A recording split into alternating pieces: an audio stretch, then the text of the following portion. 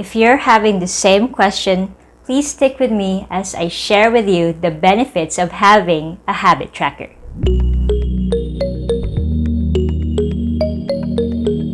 Kamusta? Ako si Mabit. Welcome back to my channel where I share with you tips, reviews, and our experiences, basically working from home, homeschooling, and everything in between. Kung ganahan mo mga topics ngayon ani, please hit that like button and consider subscribing to my channel. What is a habit tracker? A habit tracker is a simple way to measure whether you did the habit. The most basic format is to get a calendar and cross off each day you stick with your routine. Why I needed a tracker? When you're a mom working from home and homeschooling at the same time, you tend to forget a lot of things. I remember reading an article before that the brain can only remember 3 to 4 things at a time. Mao tingali na nga kung magpa-load ka sa gawas, we batch the numbers in 3s or in 4s. So imagine trying to remember 4 things at work, 4 assignments for 3 kids, 4 things that you need to accomplish at home. So along the way, if you don't list them down, nagi makalimtan. Bills, assignments, events, or meetings. And when you fail to do the things that you would like to accomplish, you will feel overwhelmed and frustrated. Because you work from home, there are no boundaries.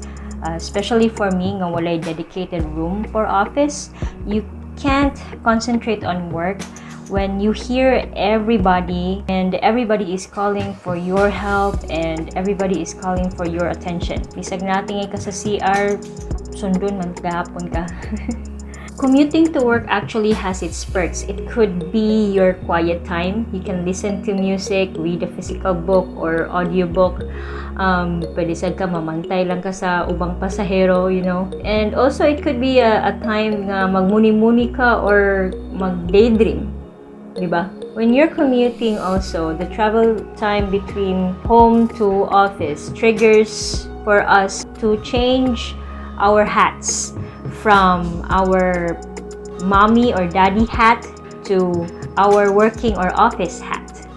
But when you're at home and wala pa ninyo ma-establish ang inyong boundaries sa balay, it's really difficult. You could be answering an urgent email from your boss while cooking a meal. And take it from me, I tried multitasking a lot of times and I am not a fan. When your attention is divided, you get overwhelmed and later on ma-burned out yun ka. When you have a lot of things to think about, the next thing that would happen is makalimtan na nimo ang imuhang kaugalingon. In the morning, I go straight downstairs, grab my coffee, and then to the workstation dayon. Wala pa'y panglimog mo, wala pa'y panghilamos, wala pa manggani panghimuta. I think that is because also the night before, nag-work overtime sad ka, kay daghang interruption in the day, so dugay sab ka nakatulog.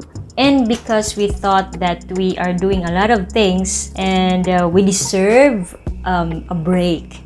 Magpalaban dayon ta sa itong mga comfort food. So, ang ending, stress eating dayon. So, the sad part about this is that if we can't take care of ourselves, we can't take care of the people we love as well. And samot na nga wala may helper, lisod kaayo i-monitor everything. From preparing meals to meetings to schoolwork, imo tanan. For the kids, I can no longer look out for their welfare kung humana ba sila o kanang kaon, humana bag kaligo, humana bag toothbrush, nag-ilis ba. The house also is very messy. We don't have the time to clean up because we are so busy and we don't have the energy anymore to clean the house. So I was so busy but not productive. Jumping from one task to another, multitasking here and there, na burned out gyud ko. When everything is not streamlined, you feel so stretched and not seeing the results that you are expecting. You can't tell anymore kung asa ni padung ang imuhang adlaw. And when you are burned out, feeling nimo empty, mentally exhausted ka, you don't have motivation anymore. And you think nga, wa jud kay ayo. And mao na akong na-feel. So those were the reasons why nakapa-trigger na ako that I need to do something about it. I want to continue working from home because I was not happy working in an office away from my family. I also want to continue homeschooling. It brings me joy to be the teacher of my kids. I watched a lot of YouTube videos about productivity and I looked out for books also about productivity gihapon. The best solution nga akong nakita is the habit tracker. Okay, for me, first and foremost, the habit tracker is like a checklist. A checklist wherein I won't forget things anymore. One less thing to think about since everything is already there. I will just have to look at my list and follow through. I can concentrate on what matters most, and that is the task itself, rather than trying to get stressed, trying to remember what task to tackle next. I can now streamline my day from a restful night routine to a refreshing morning routine with self-care, to work, then to homeschool, and obligations for the house. Next, I can monitor and track everything. Since it's a checklist, I can now see everything, what will happen in my day in just one glance. And speaking of self-care, I can now monitor my self-care, my sleeping habits, my workout habits, and the number of glasses I am able to take in a day.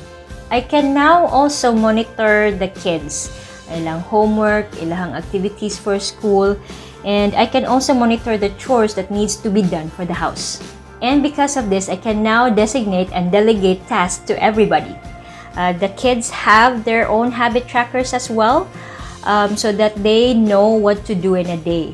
And when you designate chores, dili kaayo ka stretched out as a parent. It's also a good training for them actually. Ma-independent sila. They will know what to do without asking you anymore what to do because it's everything is there. They will have their own checklist on what to do in a day. From James Clear, the author of Atomic Habits, says that a habit tracker reminds you to act. Habit tracking naturally builds a series of visual cues. So when you look at your calendar and makakita ka nga sige-sige na ang imuhang streak or every box is being checked out, so ma-encourage ka to go on. It will trigger yung karang sayang sad kung dili nimo ipadayon.